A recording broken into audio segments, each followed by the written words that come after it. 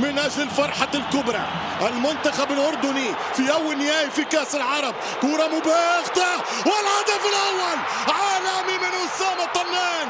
أي جول، أي كرة، أي لوب، هذا تاريخ، هدف أسطوري هنا في مرمى لوسيل، في ملعب السحر. هنا يواصل استاد لوسيل نثر سحره في مباراة الكبار. مش ممكن على الهدف، مش ممكن على الجول. كيل بوت، كيل ريتي، جولاسو للمنتخب المغربي.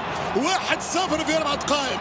كرة ملعوبة من أسامة طنان، كرة من أكثر من 50 متر. يا الله، هدف البطولة، بل هدف هو الأجمل في تاريخ كؤوس العرب منذ البدايات، بعودة الألوان الكحلة والبيضاء إلى عاد الألوان في نقل تلفزي حصري ومباشر وروعة في كرة مباشرة. ياسيد أبو ليلى يباغت، والمنتخب المغربي يفتح بوابة التسجيل.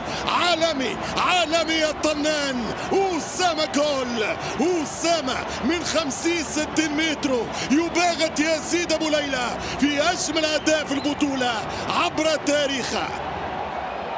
1 المغرب، 0 الأردن. البداية متميزة من الأسود.